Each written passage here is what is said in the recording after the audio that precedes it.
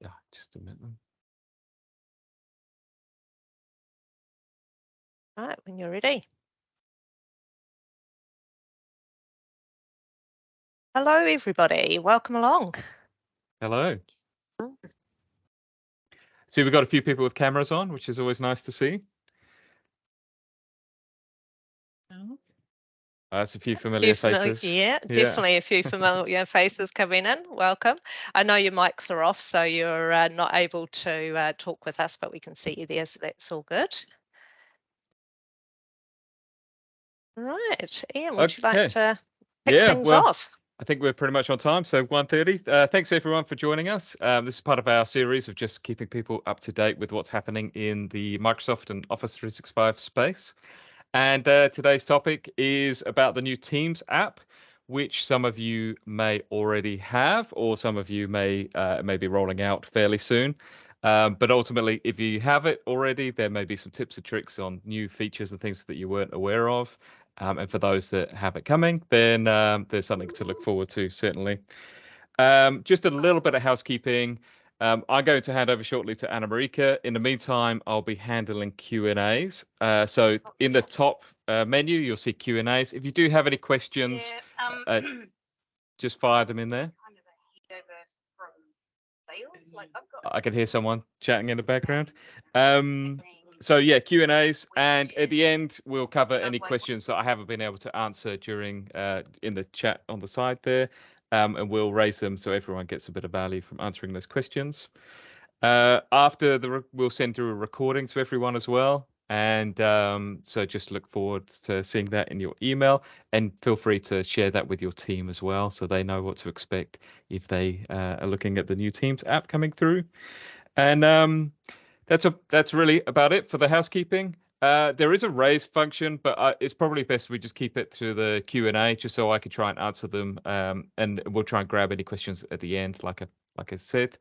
And yeah, so hopefully everyone can see the Q&A at the top. And with that, I'm going to hand over to Anna Marika, who's our digital workplace specialist here. So hello, Anna Marika. Hi there. Welcome along, everyone. Thanks for coming through. Hope you all managed to get your lunch before coming through, or you're going to snack while I'm doing this and make it a bit of a lunch and learn. Today we are looking at the new Microsoft Teams app. It's been in preview for a while and it's just recently gone into general availability, which means it's available to the organisations that wish to utilise it. So that is the purpose of our talk today. It looks different. It's got a few extra bits of functionality. So let's kick in and have a look at what the app is and what some of those features are. Today is meant to be quick fire. It's not going into the detailed training. It's just letting you know what's there. If you're needing more details, feel free to get in touch with us and we can assist you in that space. So firstly, what is the new Teams app? So Microsoft have, if you like, reimagined the new Teams app from the ground up. And what is one of the best features that's come about from that is how much faster it is to work in that space.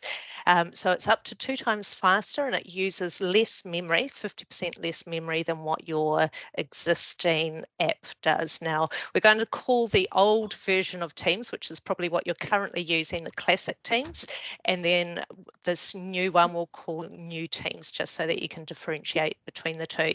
With the new Teams app is coming enhanced reliability, enhanced security and IT management. So it makes it a lot easier for people to work with as well.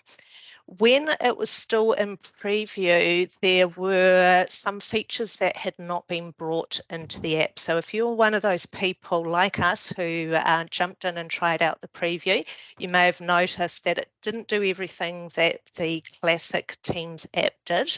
And guilty, I switched back to the classic app while they were still ironing everything out there. Now with the fully released version, it has pretty much full parity to the old classic Teams app. There are a couple of features still to come, but they're in the minor category. It's for those that are doing some quite bespoke things. For most of us, though, this new app is going to cover you for everything. So if you did try it and you didn't like it, go back in and have another go at it, because it's working beautifully now. You've probably got the question of how do I know which of the apps I'm using? On the left-hand side of your screen, we've got the classic Teams app. It's got that blue bar across the top there, which we've all got used to, sort of bluish purple. So if you're seeing that color when you open up your Teams, you're in the classic Teams app. On the right-hand side of the screen is the new Teams app, and it's a grey background. The buttons, etc., are all still pretty much in the same place and do pretty much the same things, except for these new features that we're going to talk through. But the colour is that strong differentiator between the classic and the new. How do we go about upgrading to the new Teams? So the new Teams is generally available to all organisations now. So if your organisation has chosen to take that on, then you as a user will be able to switch to that. IT departments and IT companies can choose to block your access to it or push it out to everybody so that you are all using the new version of the Teams app. So if you don't see the bits that I'm about to show you, it might be that your IT company is not ready for you to come into it, or they've already pushed you into it and therefore you're not able to switch between the two. You don't need to do any migration. It all happens naturally itself. The only thing we do to upgrade to the new Teams app is to switch this little button here where it says switch to the new Teams. So we've got the try new Teams. When you slide that across, that will then do all the conversions that are needed and ask you a couple questions and open you up into the new Teams app. If you decide you want to switch back to the classic app, you can do that at any stage, again, as long as your IT company or IT team have not turned this off. To return back to the classic Teams, you go into the three dots for your setting, which are next to your little profile badge in the top right-hand corner. And at the bottom of the menu there, we've got an option to turn off the new Teams, and that will then take you back to the classic. Now, at the moment, it is personal choice to move in and out of the new Teams app, assuming that your IT company and IT team haven't restricted things there. And you have that choice until the 31st of March next year. After that point, all users will be automatically pushed into the new Teams by Microsoft. So you've got a good window to get your team at work ready with this new app and familiar with it before it becomes compulsory. So let people go in there and have a play and get used to things. When you do switch across to the new Teams, just be aware that if you do use a background in your meetings, that background will disappear and you'll need to reinstall that background. So if you do pop into the new Teams before you go into your next meeting, make sure you set up your background. Otherwise, you'll get a little bit of a surprise when you jump into your next meeting. Right, let's have a look at some of the new features. Some of the features that I'm going to be covering aren't all new to the new Teams app. Some of them are just ones that I've felt that you may not be aware of and are good just to bring to the forefront. This particular one is one of those. It gives us the ability to zoom in and out of the screen that's being shared. And you can do that personally for yourself without having to ask the presenter, can you please zoom in and let me see what you're presenting? So if there's a particular part of a spreadsheet that you want to look at, then we can choose to zoom in without impacting anybody else that's part of the meeting. Now, to do that, for a standard screen share, in the bottom right-hand corner, you will see a little plus and minus sign, and that lets you zoom in and out. Next to that, there is a square, and that will take you back to the screen size that your presenter is using. If somebody is presenting in PowerPoint Live, which is what I'm doing at the moment, In PowerPoint Live, the way that you can zoom in and out is you'll see that you've got 3 little dots in the bottom corner there. Click on those 3 dots and it will allow you to zoom in and out. There's a menu option there to choose from. So a good one to know about, but not per se with the new Teams app. Setting work location is a new feature of the new Teams app. Previously, we've been able to set our availability to let people know if we're available or uncontactable. We're also able to apply a status message. What we can do in addition to that with the new Teams app is to set whether we are in the office today or if we're working remotely. So we're specifying where our location is. Now to do that, you go into your profile badge, click on that and then click on location and choose which location you want to be working from. Teams channel info panel. Now this is another new one. The info panel appears if you choose to turn it on when you go into a channel. And it gives us a whole host of information. Now, if you have a look at the little picture that we've got here across the top, it shows me who is a member or an owner within this channel. So visually, I can see their profile badges. If I click on See All, it allows me to see members if the list is not big enough to show all those profile badges. If your team set a description, the description for that team will show in the panel as well. And at the bottom of the list here, it gives me some history of what's taken place inside that channel. So we can see if people have been added or removed and what sorts of things are taking place. Now, you're probably wondering, how do we turn that on? Now, to turn it on, when you're inside a channel, in the top right-hand corner, there is a little button. Now, I've zoomed that so that you can see what that looks like. It's this little button with an arrow and a slider on its side. When I click on that, it turns the pane on or turns it off. Nice and easy to get to. Now, next to that, we have a Meet Now button. The Meet Now button has always been there for your channels, but not everyone's aware that it's there. So just to let you know, you can start a meeting with the people in your channel by clicking on that button. So you can choose to meet now or you can schedule a meeting for later. Also with our information panel, we can go in and manage our channel notifications. Now, you've probably noticed that there are certain channels that you'll get notifications about that you're not needing to be notified. You're not actively involved. You just need to be aware of it. So you can go in and tweak the notifications to either turn them off or turn them on or select how you want to be notified. We have always had that ability. What this panel is doing now is just making it easier for us to get to those notifications. So when we turn the notification on, we've got an option there for channel notifications. When you click on that, it opens up this window here and allows you to turn the different notifications on or off, or to choose what type of notification you want in that space. So go in and have a look at that and just see how that works for you. This one here I really like. It's a useful one to have. Now I'll just go back to the previous image. There is an option here that says Find in Channel. Now when I click on that, it opens or changes the pane to look like, first of all, this one here. We then type in what it is that we're searching for, and it searches within that channel only for the item that you want to look for. The difference between this and the search bar at the top of your teams, the search bar at the top of your team searches the entire team's environment. So it goes into each team, each channel, looking for files and conversations, etc. This search item is just looking inside this channel only, making it a lot easier to get to the information that you want to find. So if you know it's in this channel, use the search space. The one thing I will say though is that it does not allow us to filter the information that comes here. So if you are needing to filter beyond that, then it would be still better to go into the main search that we normally use.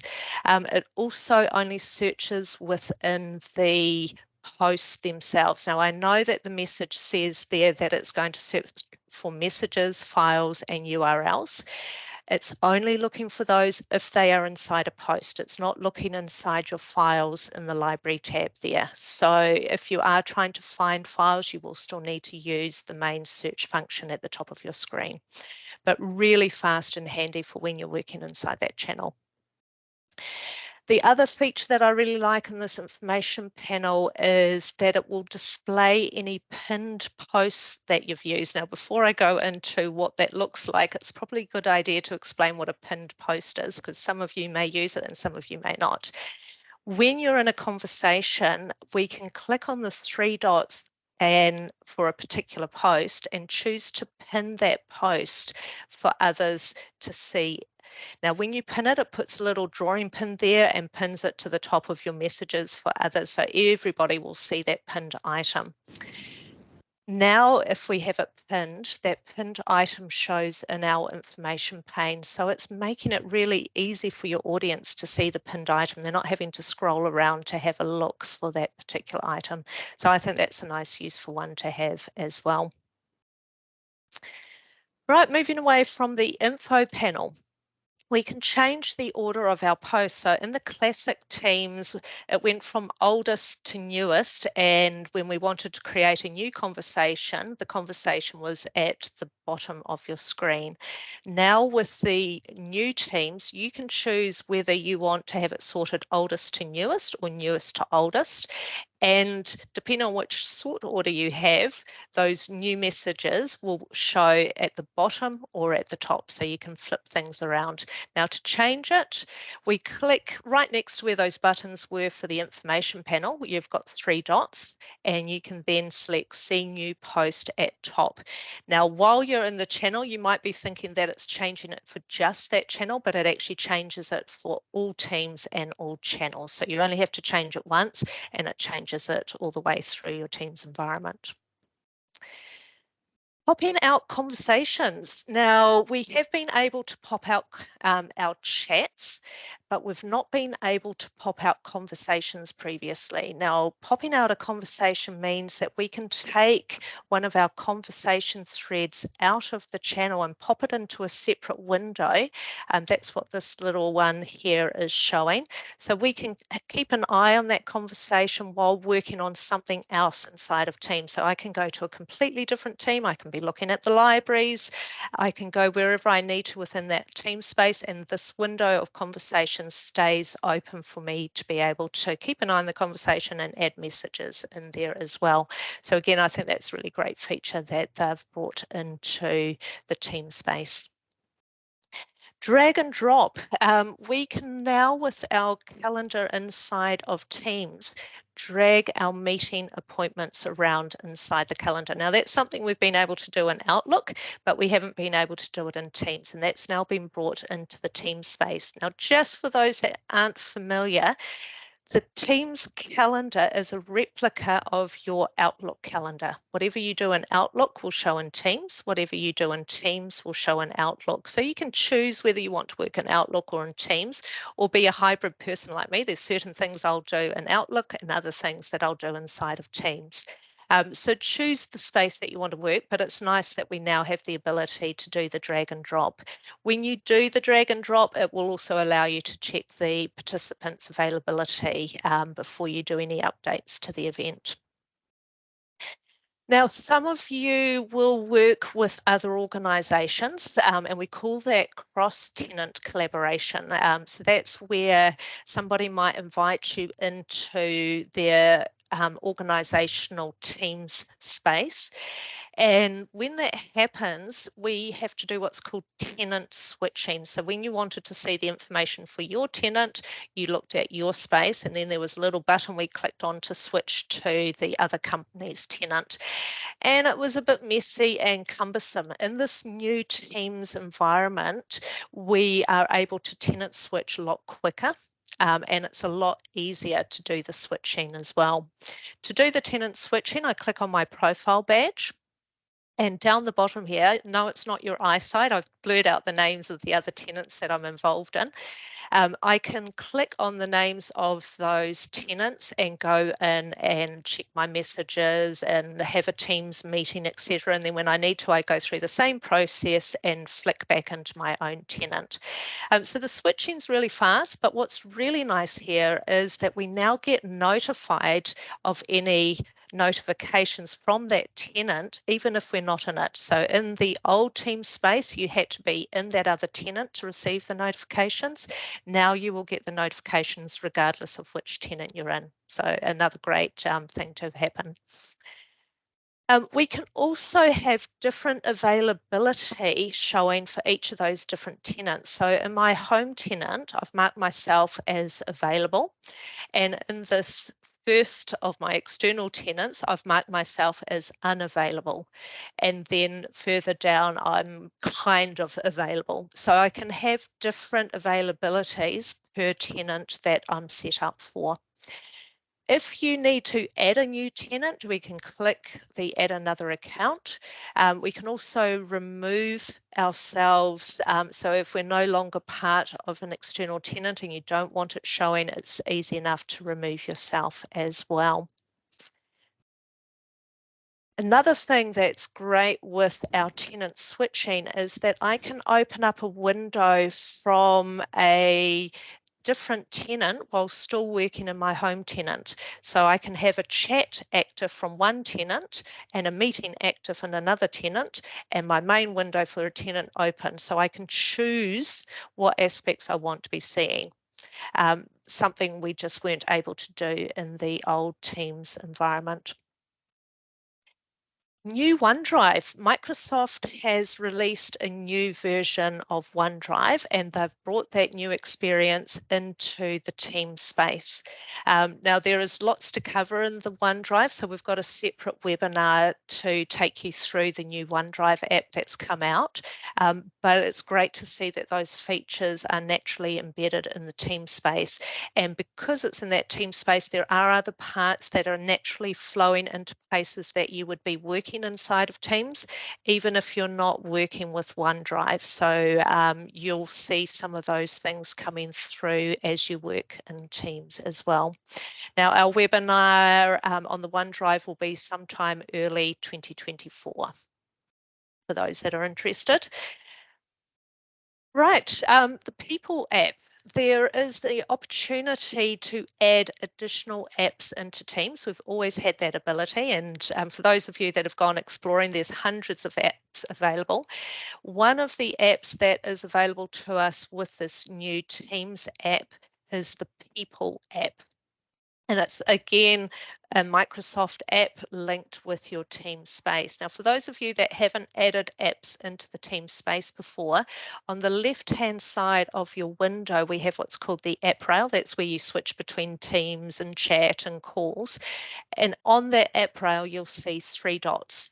When you click on those 3 dots, it'll ask you what app is it that you want to add, and when you type in what you're searching for, so in this case I've typed People, and it will then go hunting for that app. So that's the process of adding apps. Now let's talk about what this People app is. The People app is an application that allows you to synchronize your Outlook contacts across all of your Microsoft 365 apps and devices. So you can be accessing all those contacts that you have inside of Outlook from within Teams. Additional to that, we can add our own information into a directory contact that is controlled by your organization. Now, what do I mean by that? So let's say you have a directory, a staff directory that is controlled by your IT team. Maybe you want to add a bit of personal information to one of the people that's inside that directory. I can go in and add my own personal details for that individual. It will only be visible to me. Nobody else in the organisation is seeing that detail. And as the organisation updates any directory details, my directory will still stay up to date and keep any personal information associated with those contacts intact. So a great way to be working if you want to explore that. We can categorize just as we can inside of Outlook. here's another view of the People app as well. So we get a big card just like what you would have from Outlook, and we can go in and we can make calls and Teams contacts, etc. from this space. Another app that is a good app to be working with is the Meet app. The Meet app will give you a single pane view of your upcoming meetings as well as any recent meetings. So in this top section here, it gives me a view of what meetings I've got coming up. In the bottom section, it's showing me my past meetings, and from here I can catch up on anything I've missed. I can find any recordings, any chat history, agendas, shared documents, etc. So an example is this meeting here. It was recorded and it has a transcript, so I can see a visual for the recording and I can see a note telling me there that there's a transcript. So if you have any meeting collateral, it shows as part of that app as well. So it's another thing that you can go in and explore. Gotchas. A couple bits that we have found inside the new app. When you go into the activity button, in the past, when there was a conversation there, it showed you the conversation and we were able to go straight to the channel to have a look at it. Now what it does is it shows the conversation thread. And if you need to go to the channel to see other conversations, we click on the Go To channel to see the full list of conversations. This can also happen if you have a long conversation inside a channel. If it gets too long, it will open it up into a conversation thread like this as well. So something to be aware of. Other gotchas that we've come across is the if you have any integrated solutions that are using the Teams call feature like Power Apps, these may not work as they did in the past. We've found that messages like this will pop up. Now, I'm assuming that that will be another one of those bespoke features that hasn't quite caught up to the new app and will be fixed up over time. But at this moment in time, that's what's happening. For those of you that have Teams meeting rooms or Surface hubs, the compulsory push out on the 31st of March will not apply to you. And that's just because the app's not available for coming across into those spaces yet. And likewise, if anybody is working from the virtual desktop infrastructure, the new Teams app is not available in that environment at this point in time, and so therefore you won't be pushed into the new update on the 31st either. All right, and my last slide, having whizzed through the bits and pieces, a couple of FAQs that we have come across. So when is the new Teams available? It's available now. When will it become unavailable? That will be on the 31st of March. That's when everyone's going to be pushed into it. Yes, IT can enable or disable it. If you're a Mac user, Microsoft are pushing the same app out for Windows and for Mac. So we will have parity between those two options there, which is great. And if anyone is using Teams in the browser is still using the classic version, and we haven't been given any information at this point about when that's going to move to the new Teams app. That is my information. Are there any questions? I haven't had any questions in the Q&A, but yeah, I'm sure some people might think of some as we're going through. One question I had the other day, actually, was searching for chats that go beyond 6 months. So by default, when you look at a chat, you can only see about 6 months worth of chat history. And then, so I just wanted to, if anyone else had come across that, to answer that question is you actually just do a search like you would search for the chats normally, and when you do a search, it will respond and show you the history beyond 6 months. But I suppose just to keep your window tidy, they start hiding them after that 6 months. So that was one question I had specifically to Teams the other day. But if anyone else has any questions, feel free to put your hand up and I can pop you off mute. In the meantime, Anna-Marika, do you want to just pop to the next slide? I Oh, think should yes. be our... Yes, there we go. Just while people are thinking of questions, in terms of our next webinar coming up, we'll be doing a webinar on Teams Premium. Microsoft have released Teams Premium, and with it comes the integration with AI, and it gives us a great way of being able to get recaps of our meeting and manage the process a lot better. So for those of you that are interested in seeing what benefit that can bring for your organisation, feel free to join us, and the dates and times are up there on screen. You can use the QR code to register. In particular for that one, anyone who currently uses bookings to invite or to allow external people to book time with you inside of Teams. Teams Premium's got some great features in that space as well, but that's a little bit specific to those people that enable appointments to be booked with them via Teams. But, all right. Did anybody have any questions? Obviously done a good job there. Now the best thing. Oh, excellent. Sorry. Excellent. Hello. I was wondering, with the go back to my note. With the channels, so is that like almost like a collaborative running group chat with the people that you within your organization that you'd like to converse with via Teams, or is it people within your organization and outside of your organization?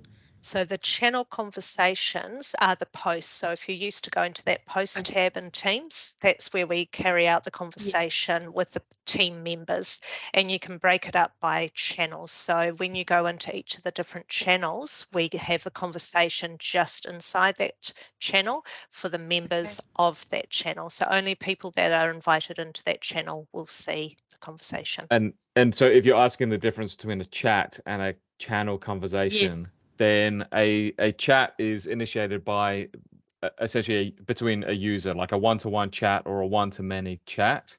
Now that is basically owned by that group of users, whereas a channel is a conversation history that's kept within the team itself. The beauty of a channel conversation and why through our implementations we always recommend going down the breaking up your teams and channels into those segments is so that any new member that joins the team can actually then see the historical conversation threads and any topics that have already been raised within that team and the channel. Whereas through chat, you'd have to be invited into the chat, and there's a lot more manual process to add those people in. Whereas you just assign them in. If they are in sales and marketing, they get added to the sales and marketing team, and they can see the content that they need to as part of their role, as well as the files. And so we always recommend that channel breakdown rather than focusing on the chat. Yeah, because at the moment, I know in our organization we have one general Teams, and I'm thinking what you could do is split that up into channels so that each group within our organization can log into that, can access that channel, because at the moment we have group chats as well, and we add people to the group chat and then they see their previous history. But it sounds like channels is definitely new to me, so channels is definitely a much better way. It might be wise to sit down with somebody and talk that through. The other benefit that you'll reap from having the channels is that you can have things like meetings save into the channel. So when you set up the meeting, we connect the meeting invite to that channel.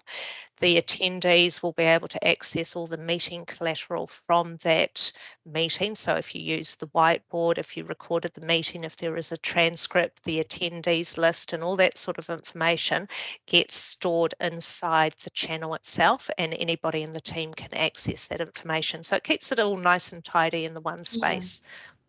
Yeah, oh great.